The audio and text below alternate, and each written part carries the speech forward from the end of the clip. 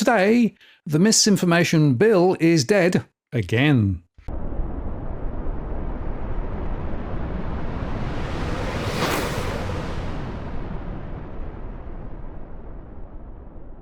Hello again, it's Martin North from Digital Finance Analytics. Welcome to this post covering finance and property news. Well, the Albanese government has dumped its controversial misinformation and disinformation bill, conceding that there is no pathway to getting the proposal passed through the Senate. The Communications Minister, Rowland, insisted misinformation and disinformation remained a grave concern for democracy, national security and online safety, but said the government would not proceed with the proposal. It's actually the second time Labour has pulled the bill after an initial version also failed to gain support and raised concerns about freedom of speech online.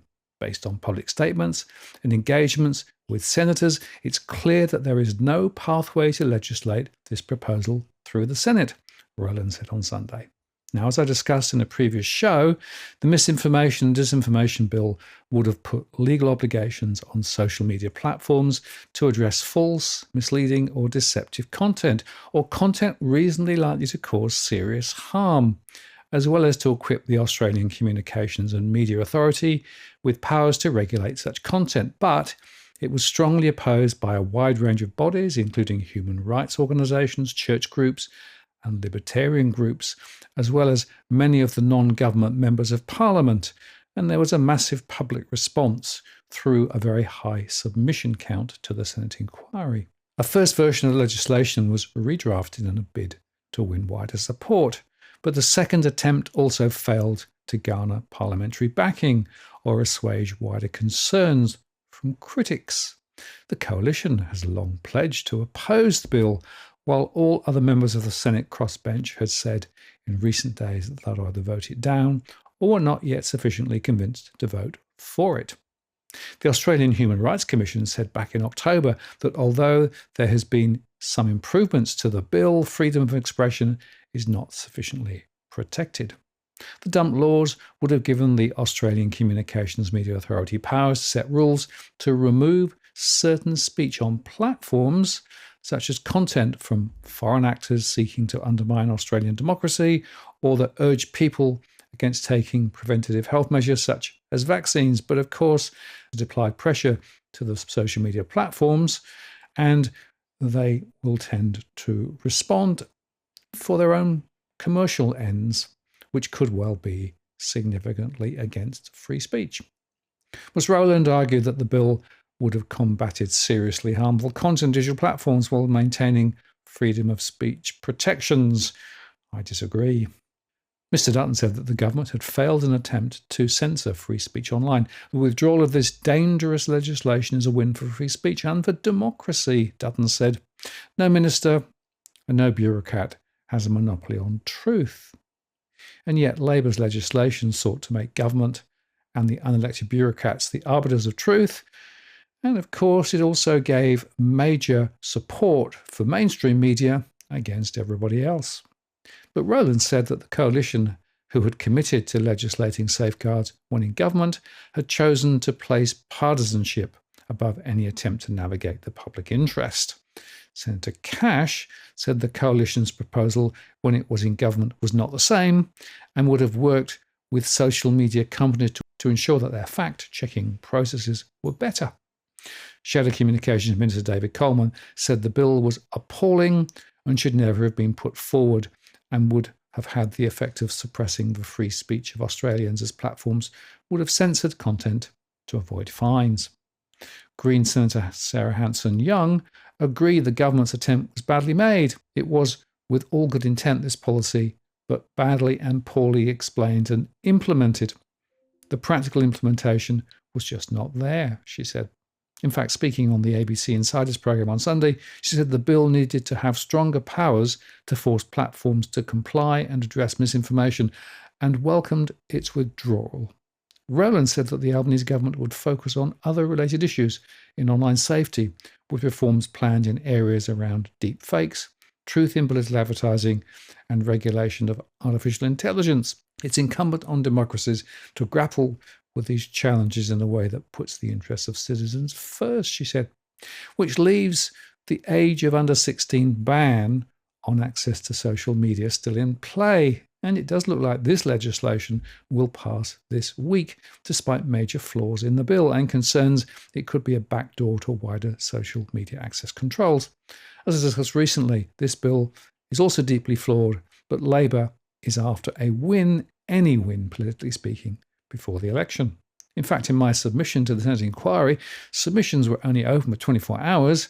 I argued that first, free speech is important because freedom of speech is a cherished right in a digital world where views and opinions can be shared freely, but which also may contain content which is harmful.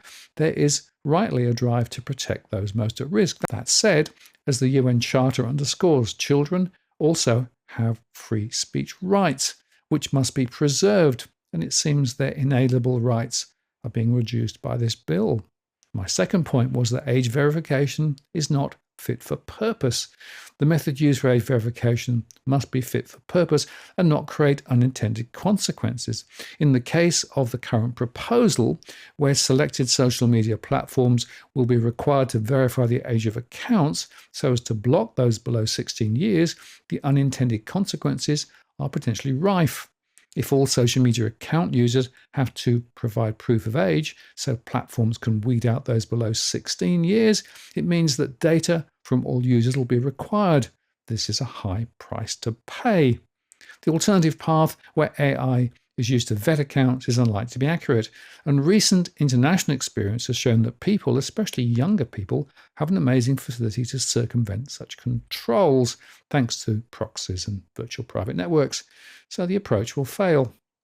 My third point was that the bill was just too vague because there are no details within the bill about the approach.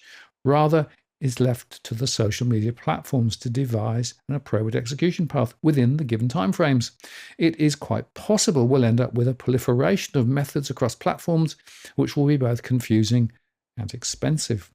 My fourth point was that we need to see this particular piece of legislation in the light of questions around a broader digital control agenda. This bill should not be seen in isolation from the already legislated digital ID, the flawed proposed misinformation and disinformation bill, which of course has now been thrown out, and other digital infrastructure, such as digital payments and central bank digital currency. A coordinated rollout has a high risk of imposing on Australians significant digital controls, and yet there is no discussion about an overall digital architecture or a digital bill of rights. As a result, incremental bills are likely to erode civil liberties, and it risks building out a digital control system over time. Each element needs to be understood within this wider agenda. Better still, we should push towards legislation which outlaws such an agenda. This ultimately becomes an issue of trust in government and their desire to control agendas. My next point was that children can be protected in other ways. A wider focus on appropriate education within schools of the risks and benefits of social media and appropriate protocols in terms of use of those platforms, together with a robust focus on how to deal with potential abuse, would be a better path. We should also develop approaches to help parents deal with their children's online exposure. For example, apps exist today which can empower parents to filter and control the contents on kids' phones. This should be coupled with a greater focus on real-world experience and education for kids, especially in the arena of sports and outdoor activity. Such funding actually has been radically reduced in the past decade in real terms, thanks to government cuts. And a more holistic, child-centric approach would provide a more enduring path.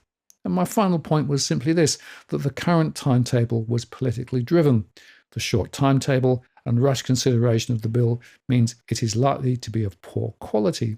Given the importance of the issues contained in the legislation, a more detailed and longer path is required to ensure the best approach possible is developed over time. Given the proximity to the next election, it appears that political considerations are driving the timeframes, and for the reasons outlined above, the bill in its current guise should not be passed into law. So there you have it. That's my stake in the ground. I'm afraid it won't do much good because they really aren't going through more than the motions with regard to the Senate inquiry, and the bill will be pushed through this week.